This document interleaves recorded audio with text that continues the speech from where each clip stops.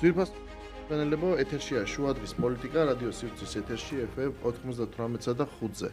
მაუწყებლობთ გაზაფხულის ქუჩის სტუდიიდან, მე გახლავართ გურამ ნიკოლაშვილი. დღეს ხუთშაბათია 13 თებერვალი და ვაგრძელებთ შუადღის პოლიტიკის მეორე სეზონს. დღეს არის რადიოს დღე, რომელიც მსოფლიოში დაწესდა 2011 წელს, საქართველოში კი 1925 წელს გაიშვა პირველმა რადიო სიგნალმა და წელს 100 წელი შესრულდება რადიო მაუწყებლობიდან, ამიტომ ახლა რადიოდან მაუწყებლობთ. გილოცავთ ამ დროს. 14 საათი და 9 წუთია თბილისის დროით. შუადღის პოლიტიკის მეორე სეზონის ფოკუსში მოქცეულია საქართველოს მე-11 მოწვევის პარლამენტის საქმიანობა და მასთან დაკავშირებული მოვლენები. შეგახსენებთ, რომ გადაცემის პირველი სეზონი დაკავშირებული იყო საქართველოს პარლამენტის არჩევნებთან და მის შედეგებთან. დღეს ჩვენი სტუმარია სოციოლოგი იაგო კაჭკაჭიშვილი, რომელიც არის სოციალური კვლევისა და ანალიზის ინსტიტუტის დამფუძნებელი. ინსტიტუტმა ჩაატარა კვლევა, სახელად საქართველოს მოსახლეობის განწყობების კვლევა საქართველოში მიმდინარე პროცესებთან დაკავშირებით და დღეს ჩვენ ვილაპარაკებთ ამ კვლევაზე და მასთან დაკავშირებულ მიგნებებზე. მოგესალმებით ბატონო იაგო, დიდი მადლობა ჩვენთან სტუმრობისთვის. მოგესალმებით ბატონო გურა, მივესალმებით მსმენელებს, მაყურებლებსაც. მადლობა რომ დაინტერესდით ამ. კი ბატონო, ორი სიტყვით რო უთხრათ, ვინც შეიძლება არ იცოდეს, კვლევა ჩატარდა 2025 წლის 18-30 იანვრის შუალედში, გამოიკითხა 2000 რესპონდენტი პირისპირ ინტერვიუს სახით და შერჩევა ამ ხალხის მოხდა კლასტერული შერჩევა წინასწარი სტრატიფიკაციით. ეს ტექნოლოგიური ტერმინი რო აუხსნათ მოსახლეობას, ნიშნავს, რომ პრაქტიკულად მე როგორც მივხვდი და მივხვდი ამას სლაიდზე, სადაც მედიის სანდოობა წერია, რომ პრაქტიკულად მთელი საქართველოს მასშტაბი მოიცვა ალბათ, იმიტომ რომ ზოგიერთმა კითხავმა თქვა, რესპონდენტმა თქვა, რომ აზერბაიჯანული მედიიდან იღებს ინფორმაციას ან რაღაც სომხური და ანუ შეიძლება რომ ეს დაგვიზუსტოთ. ეს მოხდა არა მარტო ასაკობრივი ან სქესის ან სხვადასხვა ნიშნით, არამედ მთელი ტერიტორია მოიცვა საქართველოს. დიახ, ეს გამოკითხვა ჩატარდა, ეს არის ეროვნული შერჩევის კვლევა, ასევე ძახით ხოლმე, ის ჩატარდა საქართველოს მასშტაბით, მან მოიცვა ყველა რეგიონი, 11 რეგიონი, მათ შორის რეგიონები, სადაც ეთნიკური უმცირესობები არიან კომპაქტურად დასახლებულები, ეს არის ქვემო ქართლის რეგიონი და სამცხე-ჯავახეთის რეგიონი. მოკლედ რეგიონების მოსახლეობის პროპორციულად გადანაწილდა შერჩევით ერთობლიობაში ასევე რესპონდენტები. სხვანაირად რომ ვთქვათ, შერჩევამ აი ამ 2000 ადამიანმა უფრო გასაგებად რომ ვთქვათ, გაითვალისწინა საარჩევნო ასაკის მოსახლეობის, ანუ 18+ ასაკის მოსახლეობის სოციალურ-დემოგრაფიული სტრუქტურა. ანუ ამ 2000-ში აისახა განაწილება ამორჩევლებს შორის სხვადასხვა დემოგრაფიული ნიშნით იქნება ეს სქესი, ასაკი, ეთნიკური კუთვნილება მათ შორის, განათლების მდგომარეობა, განათლების ცენზი და ასე შემდეგ. კვლევის დონორები არიან სამოქალაქო საზოგადოების ფონდი და საქართველოს გაეროს ასოციაცია. დიახ. ცოტა იუმორისტულად რო ვიკითხოთ, საბოლოო ჯამში ამის უკან USAID დგას თუ არა? დღეს ესეთი პოპულარულია ეს თემა. ისეთ რა USAID არ დგას, იმიტომ რომ რამდენად ჩემთვის ცნობილია, არც სამოქალაქო საზოგადოების ფონდს და არც გაეროს ასოციაციას, საქართველოს გაეროს ასოციაციას დონორი არ ყავს USAID-ის სახით, მათ სხვა საერთაშორისო აქტორები აფინანსებენ, თუმცა ზუსტად არ ვიცი რომელი, ამის თაობაზე მათ უნდა კითხოთ. სამოქალაქო საზოგადოების ფონდი არის ყოფილი სოროსის ფონდი, შემიძლია ვთქვა ეს. ხო. ანუ ძირითადად დამკვეთია ეს გამოდის, ესე ვთქვათ, NGO სექტორი ამის. კი, ეს არ არის, მოკლედ თავისებურება ამ გამოკითხვის და ამ კვლევის ისაა, რომ ამ კვლევის უკან არ დგანან პოლიტიკური პარტიები, ჩვენ ცხადია ვატარებთ კვლევის პოლიტიკური პარტიების დაკვეთით, ოღონდ ამ შემთხვევაში კვლევის შედეგები განიხილება და მოიხმარება, ასე ვთქვათ, პარტიულ სამზარეულოში, ამ შემთხვევაში და ეს კარგია 800-ია, რადგან დამკვეთი არის არა პოლიტიკური პარტია, არამედ სამოქალაქო საზოგადოების ორგანიზაციები, ჩვენ მოგვეცა შესაძლებლობა გაგვესაჯაროებინა კვლევის შედეგები. სხვა შემთხვევაში პარტიული დაკვეთის შემთხვევაში კვლევის შედეგებს არ ვასაჯაროებთ ხოლმე. აჰა, და პირდაპირ მოიხმარს ამას პარტია თავში და გამოყენებისთვის. დიახ. მე მაინც დამჩაშდა, მე შევეცდები რაღაცნაირად ოპონირება გაგიწიოთ იმ განწყობებიდან გამომდინარე, ვინაიდან ეს მოლოდინი, ამიტომაც ვინაიდან ეს კვლევაც განწყობებს ასახავს, ჩვენც აქ რაღაცა განწყობებს ვატარებთ წინასწარ დაკავშირებით და თავარი როცა წავიკითხე მთლიანად ეს ყველა სლაიდი, თავარი მაინც რაც დამრჩა, იცით როგორ არის?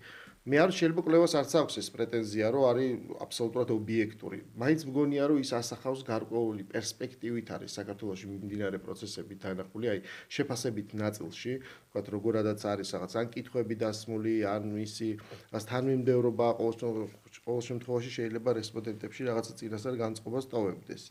და შეგიძლია დაადასტუროთ ეს, რომ რაღაცნაირად კვლევის ჩამტარებლებზე შეიძლებოდა მათ შეიძლება არა პირდაპირ პარტიულ, მაგრამ პოლიტიკურ პრეფერენციებს ქონოდა გავლენა. პოლიტიკურ პრეფერენციებს, ვის პოლიტიკურ პრეფერენციებს? იდე დღევანდელი დღის წესრიგი არის, დამკვეთებს გულისხმობ? შემსრულებლისთვის, ანუ თქვენსაც. არა, ჩვენსაც რატო ჩვენ ვართ კვლევითი ორგანიზაცია, დამოუკიდებელი კვლევითი ორგანიზაცია, რომელსაც ყავს გუნდი, მოგეხსენებათ, რომ სოციოლოგიური გამოკითხვა ეს არ არის, ასე ვთქვათ, ერთი აქტორის მიერ შესრულებული სამუშაო, ეს არის წარმოება, შეიძლება ითქვას, რომ ეს არის ჯაჭვი, რომელიც სხვადასხვა რგოლისგან შედგება და მოითხოვს სხვადასხვა კვალიფიციური ადამიანის მონაწილეობას და ჩართვას. მე შემიძლია ჩამოთვალო ეს ადამიანები, ესენი არიან შერჩევის სპეციალისტები, სტატისტიკოსი, მონაცემთა ანალიზის სპეციალისტი, სუპერვაიზორები, რომლებიც უძღვებიან ველზე მუშაობას, ინტერვიუერები და ასე შემდეგ. ანუ ამ ტიპის სამუშაოში ჩართულია ათეულობით ადამიანი და რაოდენობრივ, მასობრივ სოციოლოგიურ გამოკითხვებს გააჩნია თავისი სტანდარტები და ეს სტანდარტები უნდა დაიცვა. ცხადია, ეს სტანდარტები შეეხება როგორც კვლევის ინსტრუმენტის, ანუ კითხვარის შედგენას, ასევე მონაცემთა დამუშავებას, მონაცემთა გაანალიზებას და ასე შემდეგ. თუ ვინმე მიმითითებს რომელიმე ამ სტანდარტის დარღვევაზე, შემიძლია ვუპასუხო, ან თუ ეს დარღვევა იქნა აღმოჩენილი, შემიძლია ამისთვის ბოდიში მოვიხადო, მაგრამ ესე იგი თუ სტანდარტები დარღვეული არ არის, ამ შემთხვევაში რაღაც პოლიტიკურ პრეფერენციებზე ლაპარაკი უადგილოა. არა, დას შეეხება დარღვევას სიმართლე გითხრათ, ერთგან მექანიკური შეცდომის გარდა, ერთ-ერთ სლაიდზე, სადაც უბრალოდ არის სანქციების მიმართ დამოკიდებულება და ლაპარაკი არის მაღალჩინოსნების დასანქცირებაზე, იქ შეჯამებაში უბრალოდ გამეორებული არის წინა სლაიდის ბიძინა ივანიშვილის. შეიძლება ეს მექანიკური შეცდომა. სხვა რამეზე მე რამდენადაც შემიძლია წარმოდგენა მქონდეს სოციოლოგიურ კვლევაზე, აქ არ ვლაპარაკობ იმაზე, რომ შეიძლება სტანდარტები არ იყოს დარღვეული. მთავარი ჩემთვის არის კითხვარი, მისი ფორმულირება, რომელიც ჩემი აზრით საკვანძო მომენტია, რაც შემდეგ განსაზღვრავს დიდწილად. სწორედ მაგას ვამბობ.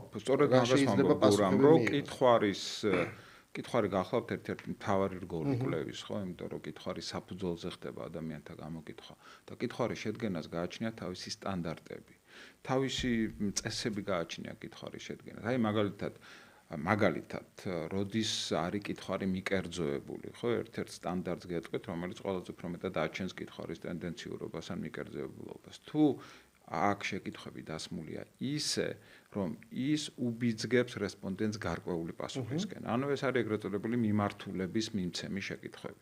ეს არის სტანდარტის დარღვევა, რასაკვირველია და არც ერთ შემთხვევაში ეს კვლევის ინსტრუმენტის აგების დროს ეს სტანდარტი არ უნდა იქნეს დარღვეული. ანუ კითხვა არ უნდა მართლაც შესაძლებელია კითხვები დაისვას ისე, რომ ამ შეკითხვებმა უბიძგოს რესპონდენტებს გარკვეული პასუხისკენ, ეს არის ცუდად გაკეთებული კითხვარი, ეს არის სტანდარტების დარღვევით გაკეთებული კითხვარი.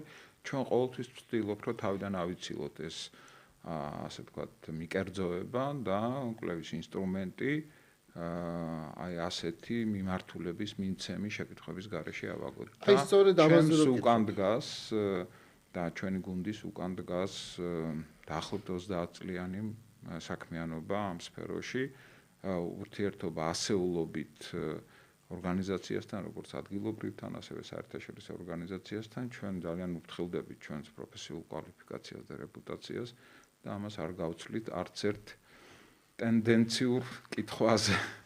კი ბატონო, ანუ აი მაგ ნაწილზე რო გკითხოთ, მე გავეცანი აქ შედეგებს, ხო?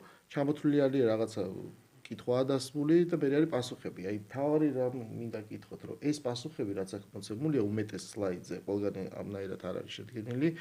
ეს პასუხები არის ღია თუ დახურული კითხვის შედეგად დასმული. ანუ რესპონდენტები თვითონ სცემდნენ თავისი ფორმულირებით ამ პასუხებს და მე რბოლთა არჩიეთ თუ თქვენ განსაზღვრეთ. კი ბატონო, ესე იგი, როდესაც სტარდება რაოდენობრივი გამოკითხვა, ამ შემთხვევაში ერთ-ერთი სტანდარტი რაოდენობრივი გამოკითხვის ინსტრუმენტის, ანუ კითხვის შედგენის არის იქ, რომ მინიმალურად უნდა იყოს ასეთ ინსტრუმენტში, ასეთ კითხვაში ჩართული ღია შეკითხვები, უნდა იყოს ძირითადად დახურული შეკითხვები, ან ნახევრად დახურული შეკითხვები. ნუ ნახევრად დახურულია ესეთი შეკითხვა, როდესაც ჩამოთვლილია პასუხის ვარიანტები, მაგრამ დატოვებულია თავისუფალი ადგილი განსხვავებული პასუხისთვის, იმიტომ რომ შეიძლება არსებობდეს ასეთი განსხვავებული პასუხი, ხოლო დახურულია ესეთი შეკითხვა, სადაც ამა თუ იმ შეკითხვაზე ჩამოთვლილია ყველა შესაძლო პასუხი, ანუ პასუხთა რანჟირება არის ამოწურული და აი განსხვავებული პასუხი უბრალოდ ლოგიკურად არ შეიძლება არსებობდეს. და ერთ-ერთი სტანდარტი რაოდენობრივი კვლევის, ანუ მასობრივი გამოკითხვის არის ის, რომ კითხვარი შედგებოდეს ძირითადად დახურული ან ნახევრად დახურული შეკითხვებისაგან. ეს ცხადი არნიშნავს, რომ ღია შეკითხვა არ შეიძლება იყოს ჩართული კითხვაში, შეიძლება, რასაკვირველია, მაგრამ ღია კითხვების წილი რაოდენობრივ კვლევაში უნდა იყოს მინიმალური. განსხვავებული ვითარება გვაქვს თვისებრივ კვლევაში, ბატონო გურამ, თვისებრივ კვლევაში, კვლევის ინსტრუმენტი, რომელიც არის ფოკუს ჯგუფების სახელმძღვანელო კითხვარი ან ჩაღრმავებული ინტერვიუების სახელმძღვანელო კითხვარი, როგორც წესი შედგება ღია შეკითხვებისგან. მოკლედ, თუ შევაჯამებთ, ამ კითხვაში პასუხები იყო ფორმულირებული დახურული ან ნახევრად დახურული. ხო და აი როდესაც მე ვლაპარაკობდი და რაღაცნაირად ფიქრობდი რომ ამ რაოდენობის კვლევას ახლა ეს ღიად ძალიან რთული იქნებოდა მონაცემის დამუშავება, როცა ვფიქრობდი რომ ალბათ ეს არის დახურული კითხვები, როცა ვლაპარაკობ როგორ თქვა, შეიძლება მე არ ვიტყოდი ამას რაიმე სტანდარტის, ესე ვთქვათ, სოციოლოგიური კვლევის აგების სტანდარტის დარღვევა ცხადია, მაგრამ როცა ვლაპარაკობ ტენდენციურობაზე, ეს როგორც ჩემი სუბიექტური აღქმა, ხო? სწორედ ამას გულისხმობ, მაგალითად, როცა არის ჩამოთვლილი და თუ ეს პასუხები წინასწარ არ იყო განსაზღვრული, პირველივე თემა არის, რომელი პოლიტიკური კრიზისი არის თუ არა საქართველოში და შემდეგ რა განსაზღვრავს ამ კრიზისის, ესე ვთქვათ, არსებობას, ხო? პოლიტიკური კრიზისის არსებობას აღიარებს 82-ზე მეტი პროცენტი. 82%, 82 და 1, 82 შეგვიძლია. ანუ დიდი უმრავლესობა. და შემდეგ არის ჩამოთვლილი, რომ რამ განაპირობა. ლაპარაკია რომ თქვა დასავლეთ გამოიხატება. რაში გამოიხატება? განაპირობა სხვა შეკითხვა. რაში გამოიხატება? ანუ ინდიკატორები, მაჩვენებლები კრიზისის. აი მაგალითად როცა ლაპარაკია რომ დასავლეთის მიერ საპარლამენტო არჩევნების შედეგების არაღიარება.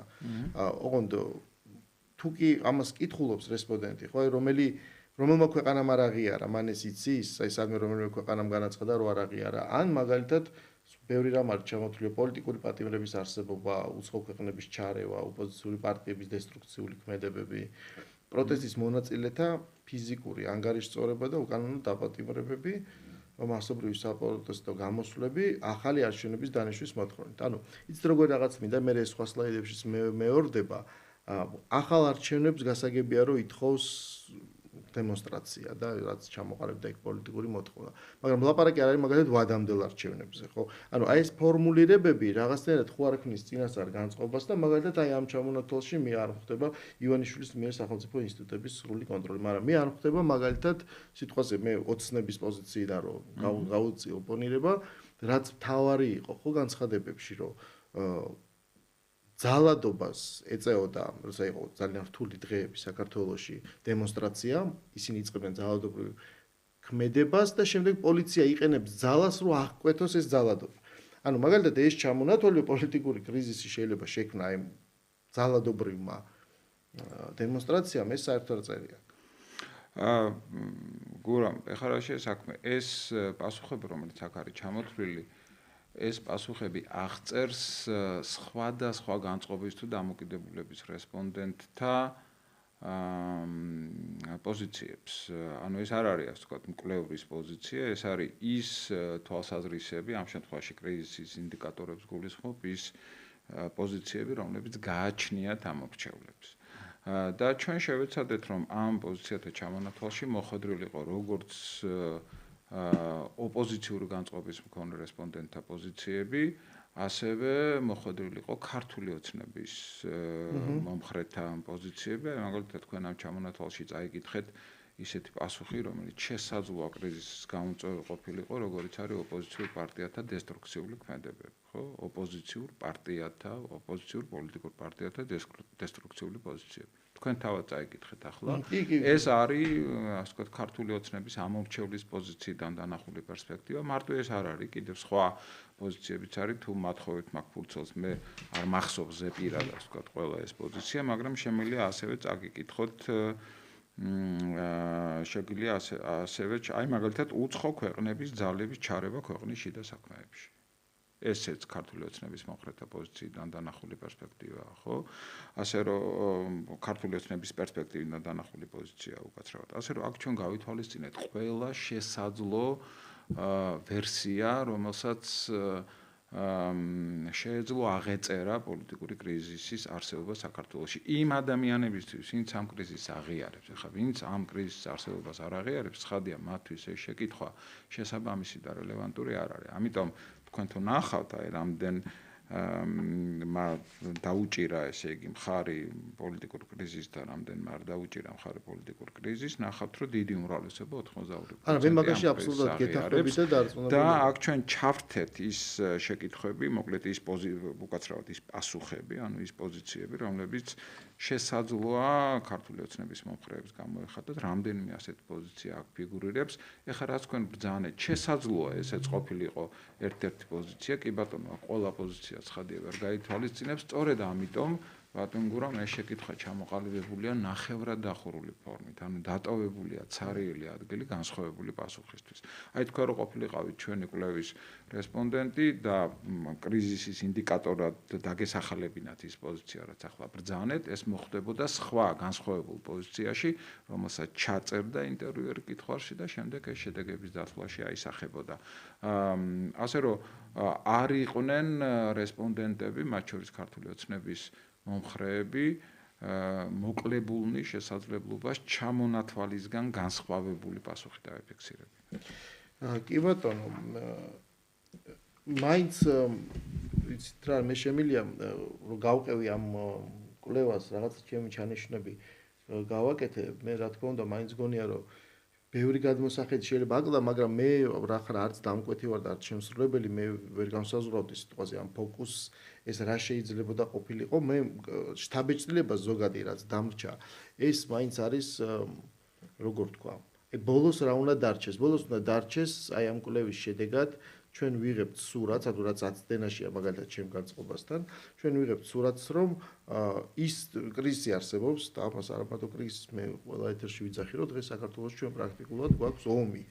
ესეთი სოციალური დაპირისპირება ძალიან მწვავე, რომელიც 92 გაგაწყობინებთ ერთ წუთი, ძალიან კარგია რომ თქვენ ამას აღიარებთ, მაგრამ მე არაერთი განცხადება მომისმენია ქართული ოცნების ხელმძღვანელებისგან, პარტია ქართული ოცნების ხელმძღვანელებისგან იქნება ეს ირაკლი კობახიძე, იქნება ეს მამუკა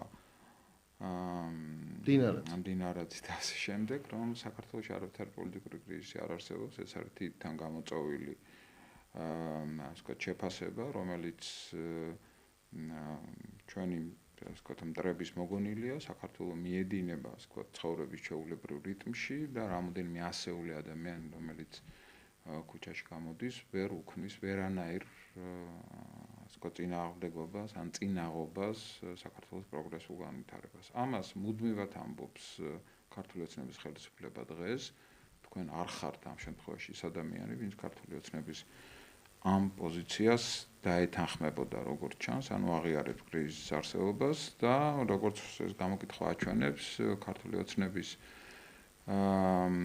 მესვეურები წინააღმდეგობაში მოდიან მოსახლეობის განწყობასთან, ასე მოსახლეობის დიდი უმრავლესობის განწყობასთან. საქმე რაშია, იცით რომ მე ამ გონია რომ ამ ხრივ აცდენაში ვიყო, გეტყვით რატომ? იმიტომ რომ როდესაც ახლა პოლიტიკური ლიდერი ბრიფინგზე გამოდის, არა, ხო თქვით რომ კრიზისი არსებობს. მე რა თქმა უნდა, მაგრამ აი ჩვენ აცდენა გვაქვს სავარაუდოდ კონკრეტულ პოლიტიკურ ბრიფინგზე მან შეიძლება გააკეთოს ესეთი განცხადება იმისათვის, რომ თავის ამომრჩეველს, საბჭოთა ჩვენთან ეს საარჩევნო დაპირისპირება არ დასრულებულა, თავის ამომრჩეველს დაანახოს თქვათ მისი ანუ პრაგმატულად მოქმედებს, თუმცა თვითონაც ფიქრობს, რომ კრიზისში იმყოფება. ყველა განცხადება ხო ამაზე კეთდება. შესაბამისად, როგორ შეიძლება დღის წესრიგი არის დღესდღეობით აი ეს დაპირისპირება, ანუ არჩევნები რაც არ დამთავრდა. შემდეგ თუ ჩვენ გადავალთ მიზეზებზე, ლაპარაკი არის თქვათ განსხვავება რაშია ჩვენი შეფასება და შეხედულება. მაგალითად, ქართული ოცნების გადმოსახედიდან არჩევნები ჩატარდა სამართლიანად და დადგა ის შედეგი, რაც მივიღეთ. ანუ უხეშად რომ ვთქვათ, 54% მიიღო ქართულმა ოცნებამ,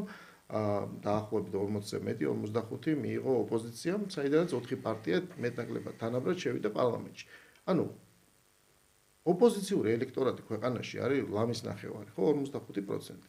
ის აქციაზე ხალხი ვინც გამოდის და ესე ვთქვათ აპროტესტებს და ეს აპროტესტო ტალღა არსებობს, არ აქვს მნიშვნელობა სხვადასხვა დღეს რა ზომის. ეს ადამიანები არის ოპოზიციის ელექტორატი, რომლის განწყობაც ფორმულირებულია რადიკალური დღის წესრიგით, რომ ისინი არ იღებენ ამ შედეგს. თქვენი მთავარი აცდენა რაშია, ხო? ანუ ეხლა რომ მამუკამ დინარაძე იჯდეს ის გეტყოდათ, რომ ანუ ყველაზე მიუღებელი თქვათ არის მოცემულობა, როცა ლაპარაკი არის არჩევნების შედეგებს. აქ ძალიან ცოტა დრო აქვს დათმობილი 26 ოქტომბერს რა მოხდა, უფრო შემდგომ პერიოდზეა მე რაღაცა ჩაშლილი, ხო ეს კვლევა, მაგრამ ლაპარაკია იმაზე, რომ თუ ვის მიეცით ხმა 26 ოქტომბრის საპარლამენტო არჩევნებში, ქართულ ოცნებას 32%, ოპოზიციურ პოლიტიკურ ძალას, ანუ აქ აღარ არის ჩაშლილი ვის ვიცამ, მთლიანად არის მოცემული პასუხი. შემდეგ ჩაშლილიც არის. კი პასუხებთ ბატონ გურამ ამაზე. მეგონი არის უკვე ეხლა ვის მისცემდით, ეგ არის ჩაშლილი, მაგრამ ვის მიეცით? არა, ჩვენ გვაქვს ჩაშლილი ასევე ვის მიეცით. ოღონდ საპრეზენტაციო და ამის გამოტანას ახლა აზრი არ ქონდა, იმიტომ რომ არაფერზე სამწუთას არ წყვეტს, ამიტომ კონკრეტულად რომელ პარტიებს მის სახმა ეს საინტერესო არ არის, ან ნაკლებად საინტერესო. მოდი ესე იგი იმისთვის რომ ცოტა საგნობრივი იყოს ჩვენი საუბარი, იმიტომ რომ ყველა დრო ამოწურვადია მოგეხსენებათ, მე ყურადღებას მივაქცევ ისევ პოლიტიკურ კრიზისს და იმ ფაქტორს, რომელიც დასახელდა პოლიტიკური კრიზისის ყველაზე უფრო გამოკვეთილ ინდიკატორად მაჩვენებლად. ეს არის ერთპარტიული პარლამენტი.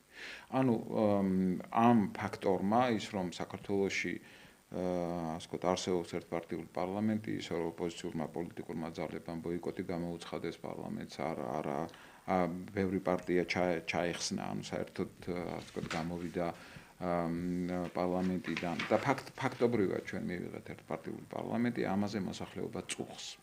ამაზე მოსახლეობა წუხს და მიაჩნია, რომ პარლამენტი, რომელიც ქვეყანაში ასე ვთქვათ ლეგიტიმური ძალაუფლების ერთ-ერთი ძალიან მნიშვნელოვანი ინსტიტუცია, რომელმაც უნდა უზრუნველყოს ძალაუფლების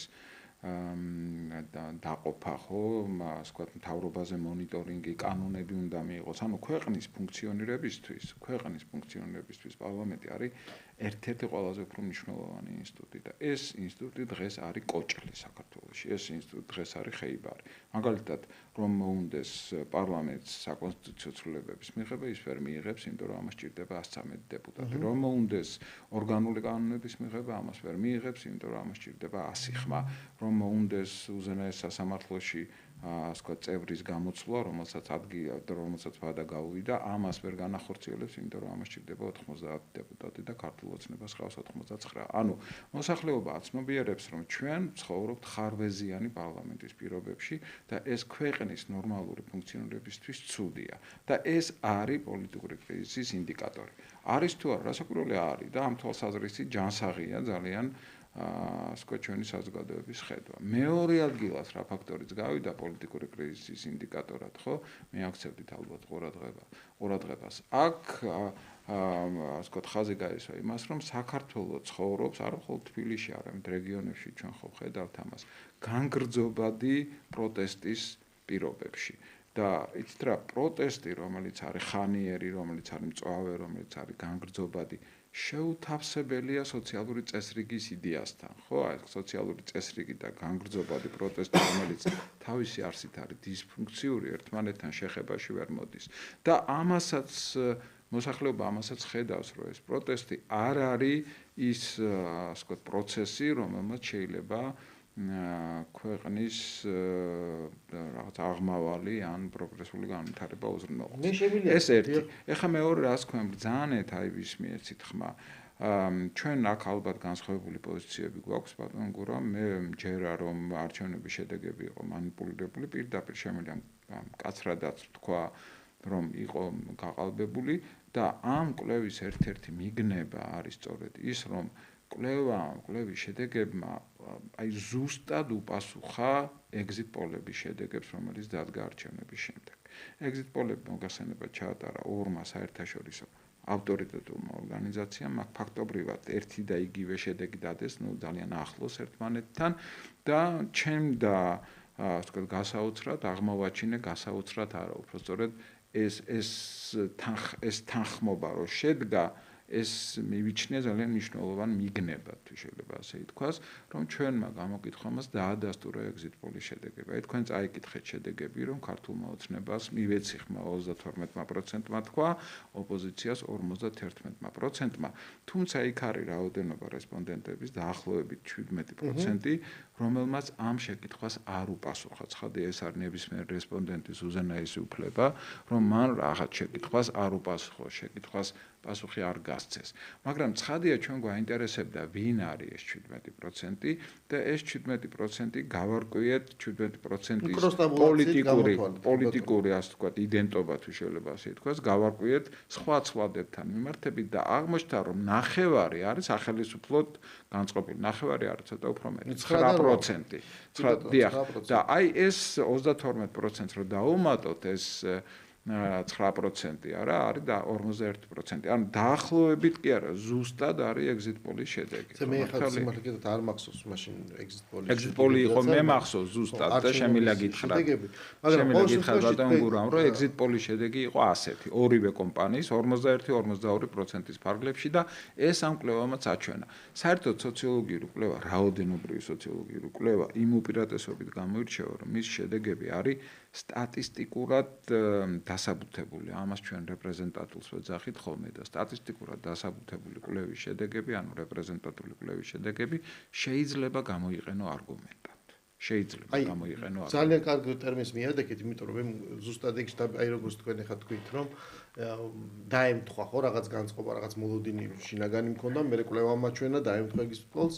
ნუ მე ზუსტად ეს შინაგანი არ მქონდა, ვიცოდი შედეგი exit poll-ის და გამოკითხვის შედეგები exit poll-ს დაემთხვა, ამას ვამბობ. ზუსტად ასევე მგონია რომ მე რო ვადევნებ თვალს პოლიტიკურ პროცესს, საითკენაც ეს ყველაფერი მიდის პირველ რიგში, მინდა ვთქვა რომ ის არგუმენტები რაც ჩამოთვალეთ, რა ეს სოციალური დაძაბულობა ეს არ არის ნორმალური ფონი და ასე შემდეგ, პროტესტი რაც მიმდინარეობს და ამ პროტესტს თავისი არქიტექტორებით უყავთ, მათ ძალიან კარგად იციან ეს მექანიზმი რა მოქმედებს და ჩვენ ამას სხვათა შორის ღია ეთერშიც ხედავთ. ხო კი, რა თქმა უნდა, ეკონომიკას პრობლემა უნდა შეექმნეს, თქვათ უვიზო მიმოსვლა შეჩერდეს, მთელი რიგი პოლიტიკური აქტორები ამ ბერკეტებს იმართავენ იმისათვის, რომ პოლიტიკური კრიზისი არა მარტო შეიქმნას, არამედ გაძლიერდეს. ანუ ჩვენ ხედავთ უდიდეს დაპირისპირებას. გურამ, ამაში გეთანხმებით, არც ერთი პროტესტი არ არის სტერილური, რასაკვირველია, ნებისმიერ პროტესტს თავის მიზანი აქვს და ეს მიზანი არის სწორედ პრობლემების შექმნა ქართული ოცნების. ანუ დამარცხებული ძალა, რომელიც ნუ არ აღიარებსო დამარცხს და ოღონდ მნიშვნელოვანია ვთქვათ, რომ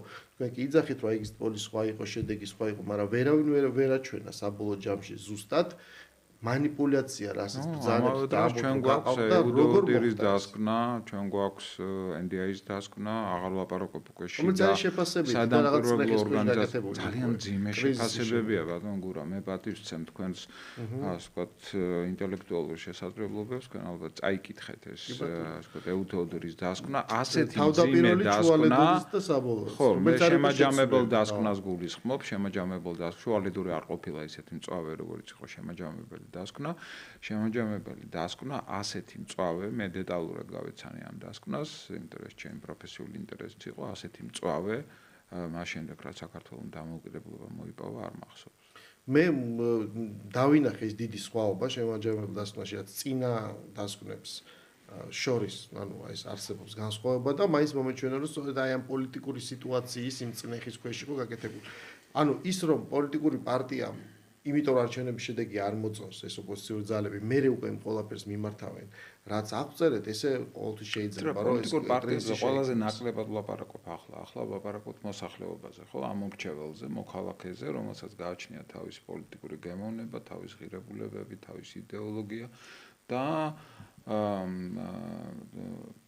ასე ვთქვათ, მივიღეთ ის შედეგები, რაც გვაქვს. კვლევა რა თქმა უნდა იმას, რომ 26 ოქტომბრის შემდეგ ჩვენ აი მთელი გასული პერიოდი შეიძლება რაღაც ორ ნაწილად გავყოთ, ხო? ეს არის 28 ნოემბრამდე პერიოდი, თუ მოსახლეობაზე ვაპარაკობთ და 28 ნოემბრის შემდეგ. არა, კვლევა ყველაფერს უნდა მაგრამ არა, ხო, მაგრამ ეს ახლა ეს ამ კვლევაში ეგ არა გაქვთ, ეგ ზღვარი ესე გაყოფილი. გვაქვს. ჯერთი გვაქვს როგორ აფასებს მოსახლეობა 28 ნოემბერს ირაკლი ყოფილი. ეს ცალკე აღებულად კი და ნეგატიურად გვაქვს და ნეგატიურად მათ შორის ქართული ოცნების ამორჩევი. მაგრამ მე ნახეთ ის ამორჩეულთა გარკვეულ ნაწილში რა რასაკურველი. არა, ეს ეთერში მოგვისმენია მხარდაჭერების მხრიდან რაღაც მსხვილი ბიზნესი გამოსულა და იქნებ რაღაც სხვანაირად რბილად იგივე შეიძლება და ეს შეფასებები კი, არა მარტო ეს, მაგრამ ეს არის ძალიან მნიშვნელოვანი არ ვიცი ინგლისურად threshold-ი, ანუ რაღაც ზღვარი, ხო, მიჯნა, რომლის იქეთ საზოგადოებრივმა აზრმა და მანამდე საზოგადოებრივმა აზრმა მნიშვნელოვანი რყევები განიცადა. როდესაც 26 ოქტომბრიდან დაიწყო ეს, მე 27 ოქტომბრიდან ეს გაყალბდა კამპანია, მე დაიწყო რაღაცა სასწრაფო წესი ძიება ამ არგუმენტების, ხან იყო რაღაცა გაჩენილი ხმები, პასპორტი, ბიულეტენიდან მელანმა გაჟონა ასე შემდეგ. ანუ ჩვენ ვერ ნახეთ პროტესტის დიდი ტალღა, ისეთი რაც 28 ნოემბრის შემდეგ, იმიტომ რომ ეს საზოგადოება უყურებდა. მე გადაცემის დასაწყისში ვთქვი, რომ ჩვენ აქ ვაშუქებდით ასე ყოველდღიურად მივყვებოდით სწორედ ამ CSGO, აბა როგორ მოქმედებს, რას მუშაობს და ეს ჩემ თვალწინ ხდებოდა. და სხვათა შორის ეხლა რაც პოპულარული გახდა ის, რომ იცით რა არის, მე მგონი რაღაცა კამპანია მიმუშავა, პროპაგანდა მიმუშავა. ამაზე მეორე დღეს ვლაპარაკობდი, რომ ჩემთვის იმიტომ იყო სარწმუნო შედეგი, რომ მე ვიცოდი, თქვათ, აი რასაც გრძნობდი განწყობები და რა ფორმირებას რა აკეთებდა ამ განწყობებისას, ხო? და ამიტომაც მოსახლეობა სკეპტიკურად უყურებდა, ამიტომ ჩვენ მასობრივი პროტესტი, იმიტომ რომ მას ჭირდებოდა არგუმენტები, რომ ხელი მოეკიდავებინა, რაღაც დაენახა ეს მესმის 28 ნოემბრის შემდეგ რაღაც სხვანაირად მოხდა, მაგრამ მე მაინც თქვენ როგორ ფიქრობთ, ეხა ცოტა კვლევას გასაგებია, მაგრამ რომ გავცდეთ, რომ იმ რაღაც დაგროვილმა საპროტესტო ანუ იმედგაცრუებამ არჩევნების შედეგებით იმუშავა თუ არა იცით რა, ესე იგი, კარგია რომ ეს საკითხი დასვით და იმ ლოგიკაშიც გეთანხმებით, რაც განავითარეთ, ბატონ გურა. ფაქტია, რომ პროტესტის შინაარს და პროტესტის ხანგრძლივობას თუ სიმწვავეს უფრო მეტად შეუწყო ხელი, ამას არ გეუბნებთ ჩემი სუბიექტური საბეჭდილებიდან გამომდინარე, ამას გეუბნებით კვლევის შედეგებიდან გამომდინარე, აი აჩვენებს კვლევა ცალსახად აჩვენებს, რომ პროტესტის სიმწვავეს, ხანგრძლივობას და შინაარს ხელი შეუწყო უფრო მეტად ირაკლი ყობახიძის 28 ნოემბრის განცხადება, ვიდრე 26 ოქტომბრის საპარლამენტო არჩევნების შედეგები. 26 ოქტომბრის საპარლამენტო არჩევნების შედეგებს აპროტესტებს მოსახლეობა, განსაკუთრებით ოპოზიციურად განწყობილი მოსახლეობა და მათთვის ეს შედეგები დამაჯერებელი არ არის და ისინი დარწმუნებულნი არიან და ყოველ შემთხვევაში დიდი ნაწილი დარწმუნებულია, რომ არჩევნების შედეგები იყო მანიპულირებული, მაგრამ ეს ფაქტი თუ ეს განწყობა თუ ეს დამოკიდებულება ამორჩევლების არ გამხდარა, ჩვენ ვართ ამის მოწმე, არ გამხდარა ისეთი განგრძობადი მასობრივი პროტესტის საფუძველი. არ თუ ვერ. იმიტომ რომ მე რასაც ჩვენ მეგონი არ ვცდები. ან ვერ, კი ბატონო, არ ვიცი. მათ ვერ დაინახეს ეს ეს, მაგრამ დარჩა ემოცია. ანუ არა გაქვთ რაციონალური არგუმენტი. შემდეგ აი რაც მოხდა 28 ნოემბერს. ანუ ეს განცხადება აღმოჩნდა ტრიგერი, რომ ის მიძინებული ემოცია რაღაცა მაგრამ ეს განცხადება ხო, ასე ვთქვათ, უბრალო ადამიანმა არ გააკეთა რა, ასე ვთქვათ, არ გააკეთა ვინმე ჩვეულებრივმა ბჭყალებში ვსვამთ ყველანი ჩვეულებრივი ვარ, ჩვეულებრივმა მოქალაქემ, ეს გააკეთა პრემიერ-მინისტრმა, რომელსაც აბარია, ასე ვთქვათ, ქვეყნის მართვა, ხო, და რომელიც ფლობს ძალაუფლების ძალიან მაღალ პერკეტებს. ხო, ამიტომ ეს განცხადება მე გეთანხმებთ იმაში, რომ ამ განცხადებამ უზრუნველყო პროტესტის მასშტაბი, პროტესტის შინაარსი და პროტესტის სიმწვავე და ხანიერება, რა თქმა უნდა. გასაკვირველია. ისევ რომ მიუბრუნდე ამ კვლევას და თქვა რომ შევხედო, რომ აი მე მაგალითად რო ყოფილიყავ, ამ ჩემთვის საინტერესო რო იყოს, თქო.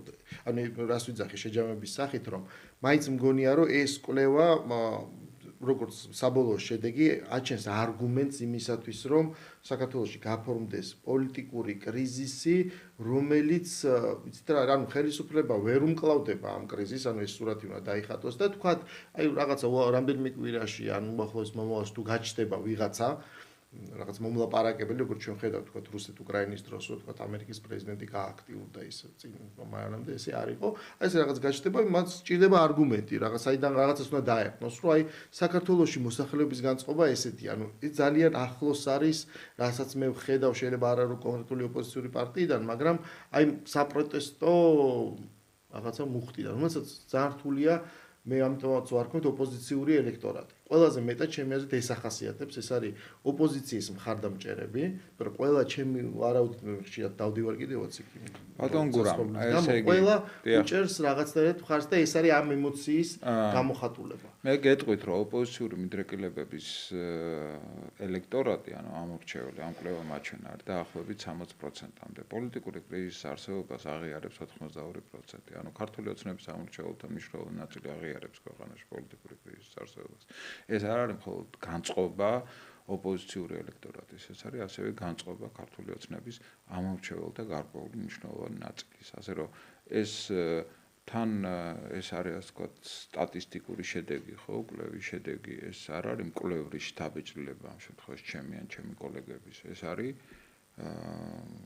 სტატისტიკური კრიზისი შეიძლება დასრულდეს რაღაც. თან მე ვrჩება შთაბეჭდილება, რომ პოლიტიკური კრიზისი ახალი არჩევნები, უბრალოდ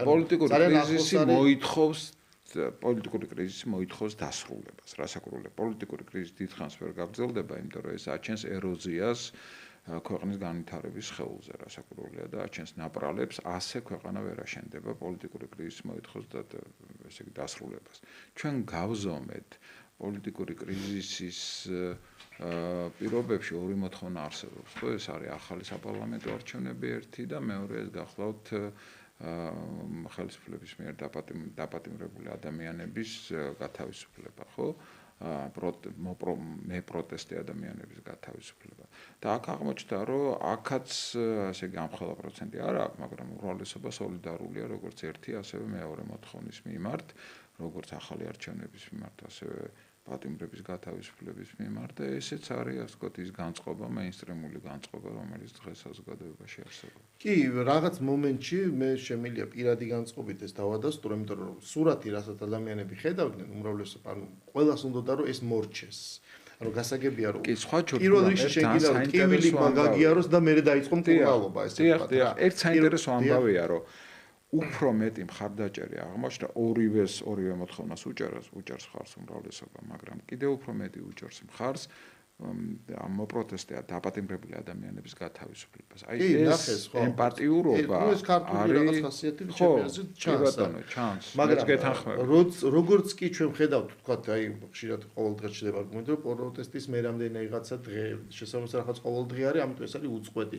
ანუ ერთი მხარეს ხდება ამ არგუმენტის ფორმირება, მეორე მხარეს ხელისუფლების არგუმენტი არის, ვიცი და თუ არ არის ძალადობრივი პროტესტი, ჩვენ არ გამოვიყენებთ ძალას და დანარჩენი ეს რაღაცნაირად იყოს. და თუ კი მშვიდად მიდის ეს პროტესტი, მერე ისევ ჩვენ საინფორმაციო ბადეში ვხედავთ ერთგვარ დაპირისპირებას, ჩვენ ვეძებთ ისევ ამბობს სიმართლეს რა. ბატონ გურამ, თქვენ ხო იცით და ჩვენც ხო ვიცით, ყველამ ხო იცით, რომ ესე ბევრი ადამიანი, მათ შორის ჟურნალისტები, რომლებიც აბსოლუტურად მშვიდობიანად აშუქებდნენ პროტესტს, უბრალოდ კი არ დაზარავდნენ, არამედ სიკვდილს გადაურჩნენ. ხო? ამიტომ ესე იგი იმის თქმა, როდესაც პროტესტი მშვიდობიანია, იქ ასე ვთქვათ, დარღვევებს ადგილი არ აქვს პოლიციის მხრიდან, არ არის სწორი. ძალის გადაჭარბება რა თქმა უნდა ფაქტია. კი, და არაერთი. როცა იყენებ ძალას, ამ პირობებში, ბატონ გურამ, აი რა ვიცი, იქნება ვწდები და თქვენ მითხრათ მაშინ. ამ პირობებში მე არ მახსოვს ერთი დასჯილი პოლიციელი. არ მახსოვს. ამ ეტაპზე ჩვენ ეს ინფორმაცია ხო, ანუ არსებობს კადრები, აბსოლუტურად ესე იგი ცხადი კადრები, იოლად ამოცნობადი სამართალდამცავი სტრუქტურების წარმომადგენლები, რომლებმაც ბრუტალურად იზავადეს მშვიდობიან ადამიანებზე, აქციის მონაწილეებზე, არც ერთი არ დასჯილა და არც არსებობს რაიმე ასე ვთქვათ, იმედი, რაღაცა პროცესშიც კი არ არის ეს საკითხი, რომ ოდესმე დასრულდება. არც აქმე აღძრული არც მიმდინარეობს გამოძიება. ანუ ეს სამაგიეროდ ყველაფერი გამოძიება ჩაიფარცხა. სამაგიეროდ გამოძიება მიმდინარეობს, რაც ჩვენ ხედავთ არა მარტო ძალის გადამეტებაზე კი არა, პროტესტის მიმართ, როგორც ერთგვარ რაღაც რევოლუციის მცდელობაზე. ეს დღის წესრიგი და ჩვენის განცხადებები გვესმის, რომ ის რაც ხდება, მიუხედავად ხო ისე ვიმეორებთ, რომელიღაც კონკრეტული დღის სიმწვავისა, ეს არის დაპირისპირება ხელისუფლების შესაძლებლად. გასაგებია, ოღონდ ეს სხვა შორის ამ კვლევაში ჩანს ეს ბატონ გურამ, რომ როდესაც პროტესტის ფორმებზე ვსაუბრობთ, როდესაც პროტესტის ფორმები შევაფასებინეთ ჩვენ მოსახლეობას. და ცალსახად ერთმნიშვნელოვნად არის მხარდაჭერილი პროტესტის მშვიდობიანი ფორმები. ჩვენი ქონდა ჩადებული მათ შორის ვთქვათ ისეთ ფორმა პროტესტის, როგორც არის ვთქვათ რევოლუცია, ანაჯანყება, ამან ყველაზე უფრო ნაკლები მხარდაჭერა ჰპოვა მოსახლეობაში. ყველაზე უფრო დაბალი მხარდაჭერა პროტესტის ამ ფორმა აქვს და გაცილებით უფრო მეტი ფორმა აქვს აი მშვიდობიან აქციებს. ხო, და აი მაგიტომაც მე მგონი გამოკვეთილი არ არის ამ კვლევაში. როგორ არ არის? კითხვა დასმულია, აღწერილია შედეგები და არსებობს. ხო, ის რომ მაინც მგონია რომ შერბილებულია ის ნაწილი, რომ პროტესტის პოზიცია, მათი რაღაც განცხადებები, მაგრამ ის რომ ეს პროტესტი რაღაც მომენტში ძალადობრივი იყო, რამაც გამოიწვია პოლიციის რეაქცია, ეს ჩემი აზრით არა, რამ გამოიწვია, ამაზე ჩვენ ვერ შევთანხმდებით. მე პირადად სიმართლე გითხრათ, რომ ვისურვებდი, რომ მაგალითად რახან ამ ხელა კვლევა ჩატარდა, ხო, მეტი დრო და შეიძლება და დათმობოდა საკუთრივ 26 ოქტომბერს. თქვათ რა განაპირობა ეს განწყობილება. ანუ ჩვენ რაზეც სავარაუდოდ ალბათ, იმიტომ რომ მე მგონია რომ ბევრ რაღაცაზე შეიძლება შევთანხმდეთ, შეფასებითი ნაწილია. თავარ რაღაცაზევე გაგვიჭირდება რა შეთანხმება, რა მოხდა 26 ოქტომბერს. ჩვენ ამ შემთხვევაში ჩვენ შთაბეჭდილებად ხვალ ვაპარაკობთ, თქვენ გაქვთ თქვენი პოზიცია, მე მაქვს ჩემი პოზიცია.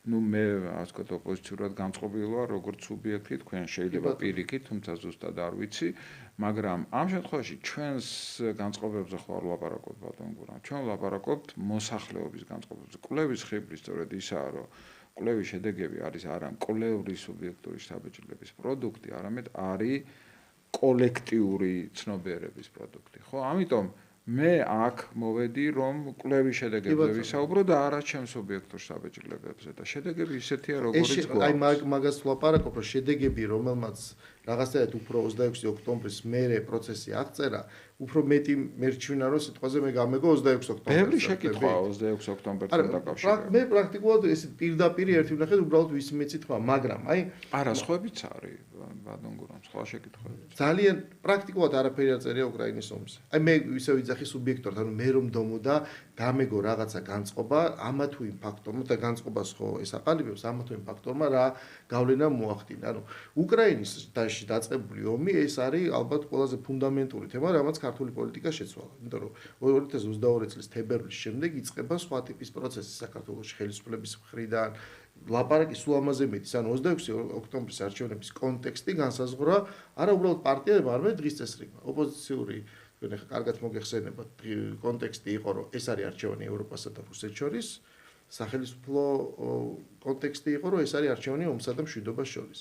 ანუ მე მესმის, რომ თქვენ აბსოლუტურ უფლება გაქვთ, რომ ფოკუსი ისე ვამბობ რა, კვლევის ისე კონდეთ, როგორც ჩათვლით საჭიროდ, მაგრამ ჩემთვის იმისათვის, რომ აი შემდგომი პროცესი რაღაც დავინახო, მნიშვნელოვანია ვიცოდე, თავარი ამოსავალი წერტილი არის ის, რომ რა მოხდა 26 ოქტომბერს, ეს გაყალბება, რასაც ვეძახით და რა ჩვენ კონტექსტში არსებობს გაყალბება, რამდენად ინფორმის იყო, როგორც ვიცით ჩვენ, რომ ვიღაცას წაართვეს თავისი არჩევანი, ჩააგდო ერთი და ამოვიდა მეორე და რა არის ეს პროპორცია, ანუ ხელისუფლების ლეგიტიმაცია, რაც მე მიმაჩნია, რა მე ეხა ამ გამოსახედად კი არ ვიძახი, მაშინაც იგივეს ვამბობდი და მე ვერ ბატონ გურამ, მოდით ესე გავაკეთოთ, ერთ შედეგს მოგახსენებთ და ამ შედეგის კონტექსტში ერთ პრობლემას გამოყოფ, რომელიც დარწმუნებული ვარ, ამ შემთხვევაში თანაბრად გვაღელვებს ჩვენ ორივეს, როგორც ამ ქვეყნის მოქალაქეებს.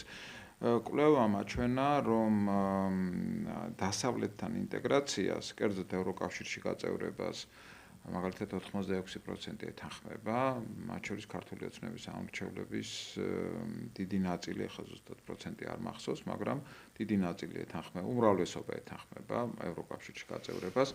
გასაგებია რომ განსხვავებული წარმოდგენა შეიძლება კონდეს ოპოზიციონერს ევროკავშირზე და განსხვავებული ქართული ოცნების წარმომადგენელს, იმიტომ რომ შესაძლოა ქართული ოცნების წარმომადგენელი ფიქრობს რომ ევროკავშირი არა მხოლოდ ლიბერალური ევროპა, არამედ კონსერვატორული ევროპა, ამაზე არ დაუფეხლა ეს კი ბატონო ეს დროებით ესე იგი დავტოვოთ გვერდზე ასევე 74% თანხმება ნატოში გაწევრებას, ოღონდ ნახეთ რა შესაქმე ამავე დროს უმრავლესობა ეს არის დაახლოებით 55% ნეიტრალიტეტის მომხრე. ანუ ამბობს რომ საქართველოს არ უნდა გაწევრიანდეს არც ერთ სამხედრო პოლიტიკურ კავშირში, არამედ უნდა შეინარჩუნოს ნეიტრალიტეტი. ანუ ნახეთ გარკვეული გადაფარვა არსებობს საზოგადოებაში მნიშვნელოვანი ნაწილი, რომელიცაც უნდა ნატო, მაგრამ ამავე დროს უნდა ნეიტრალიტეტი. ანუ ეს არის როგორც ფსიქოლოგები იტყვიან კოგნიტური დისონანსი ერთგვარი, როდესაც ადამიანი თავის ცნობიერებაში ამ ორი შეუთავსებელი რამის შეთავსებას ცდილობს. ეს ძალიან მნიშვნელოვანი ამოცანაა ყველასთვის, რომ აუხსნას საზოგადოებას, რომ ეს ორი რაღაცა არის შეურიგებელი, შეუძლებელია თან ნატო გინდოდეს და თან ნეიტრალიტეტი გინდოდეს, იმიტომ რომ ეს ორი რაღაცა ერთდროულად არ მოხდება. ევროკავშირი და ნეიტრალიტეტი შეიძლება მოხდეს რასაკვირველია, მაგრამ ნატო და ნეიტრალიტეტი ერთდროულად ვერ მოხდება. და არის ეს წინააღმდეგობა, არის რაღაცა პრობლემები საზოგადოებრივ ცნობიერებაში, რომელიც მოითხოვს ახსნას, განმარტებას, მეტმსჯელობას, მეტ კომუნიკაციას საზოგადოებასთან. ნეიტრალიტეტის თემა ერთ-ერთი მწვავე, ერთ-ერთი ის თემა, რომელზედაც საზოგადოების ინფორმირებულობა არის აუცილებელი. ეს კოლიზია საჭირო, ეს კოლიზია გასაგებია რომ არსებობს. აჩვენებს ადამიანის იმ განწყობას, რომ მას რაღაცა კი უნდა, რაც იცის რომ კარგია, მაგრამ არ უნდა იმის დაკარგვის ხარჯზე, რაც შეიძლება ის უსაფრთხოების რისკი გაზარდოს. გეთანხმებით, მაგრამ აი ასახსნელი ხო ისაა, რომ უსაფრთხოებას რა უფრო უზრუნველყოფს ქვეყნისთვის ნეიტრალიტეტის შენარჩუნება. ობიექტურად ხო შეიძლება ექსპერტებმა ამაზე იმსჯელონ და უთხრან საზოგადოებას ეს რა უფრო უზრუნველყოფს ნეიტრალიტეტი თუ რაღაცა სამხედრო ძლიერ კავშირში შესვლა, ხო? ეს არის ასახსნელი მოკლედ. ამ თვალსაზრისით მკაფი ოპოზიციას მე სახელმწიფო აქტორებში ვერ ვხედავ. ხო, მე მგონი ეს ექსპერტებზე მეტად უნდა ახსნან პოლიტიკოსებმა, იმიტომ რომ მათ ამავე დროს უნდა აიღონ პასუხისმგებლობა მათ არჩევანზე და პოლიტიკოსებს უნდა დაუჭიროს ხახვა მხარი, ოღონდ ვის რამდენი მხარდამჭერი ყავს, ამაზე კვლავ ჩვენ ისევ დავობთ. მაგრამ ყოველ შემთხვევაში ეს პროცესი ჩვენ რამდენიც არ უნდა ვილაპარაკოთ, საქართველოში ეს პროცესი გაგრძელდება. დიდი მადლობა სტუმრობისთვის და რომ მაინც ესე ვერბალურადაც ამ ტექსტის მიმართ შეფასებები გაგვიზიარეთ. ჩვენი დღევანდელი გადაცემა დასრულებულია. ჩვენ ეთერში დავბრუნდებით ორშაბათს, გემშვიდობებით ნახვამდის.